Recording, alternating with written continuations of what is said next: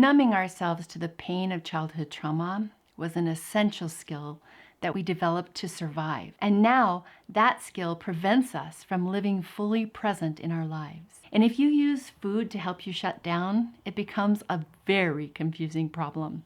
It's confusing because that shutdown becomes an automatic process that leads to trauma habits that are being reinforced over and over again. So let's talk about why we don't want to numb ourselves so we can heal from childhood trauma and how to reconnect to our body to help us do that. This is important to understand because healing requires us to listen to our feelings. The problem is that we learn to shut ourselves down during childhood because our feelings don't match what we're often expected to believe while we're being harmed.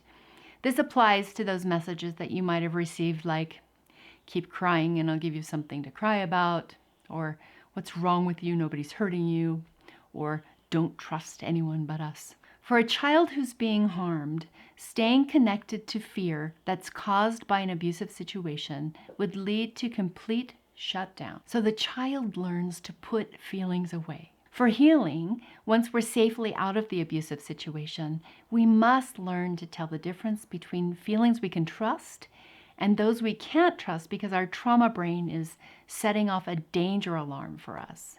Instead of being afraid of feelings in the body and keeping everything turned off, we must first choose to feel. It's a weird concept, I know. The truth is that the shutdown was a willful choice to help you survive. And to heal, you have to choose to reconnect. Now, even if you still aren't safe because patterns from your childhood are still present in your adult life, getting connected to your feelings is the only way to begin to navigate your situation so that you can establish safety for yourself. How do you do that? I'm glad you asked. Feelings present physical sensations within the body. So close your eyes right now and take a moment to feel your body. What are the sensations you're becoming aware of? Pain in your shoulders? Tightness in your chest? These are often from holding fear and not paying attention to feelings that are more subtle in their communication with us. Now, pay attention to the area just below your ribs and above your belly button. Sit quietly and listen for some kind of movement, ever so subtle. Do you feel it? If you did, see if you can assign a feelings word to the movement or sensation you felt. Maybe it's nervous or calm or curious. Just sit with it until you can describe the sensation as a feeling. The next step, once you've identified the feeling word, is to sit with that and ask yourself what the feeling is about. What is the story that goes with the feeling? This is where you can begin to recognize whether your feeling is one you can trust because it's about something that's real in the present in your life right now, or whether you can't trust the feeling in real time because it's a reminder of something old that you still feel threatened by. Once you know the difference between feelings you can trust, which will inform you in your day-to-day decisions and relationships, and those you can't trust in the here and now because they're trauma responses asking for healing, you'll be able to start feeling safer and safer in your body.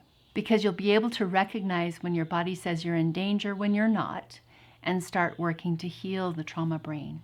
And you'll be able to use the other feelings to help you decide what's right for you in every other situation in your life. But when you use food to shut feelings down, there isn't time to identify which type of feeling you're experiencing because everything gets shut down.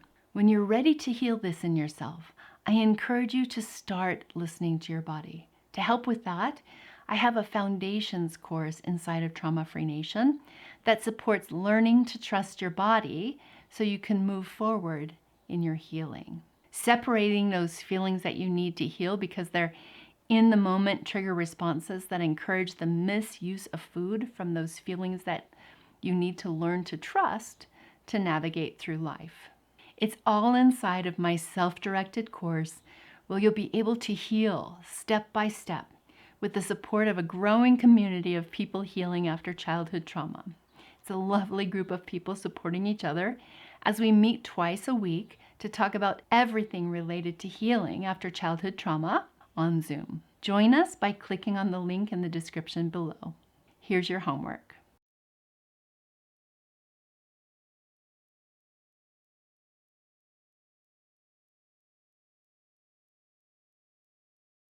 I'm Tamara Ridge, the therapist that's been there, helping you heal your relationship with your body after childhood trauma.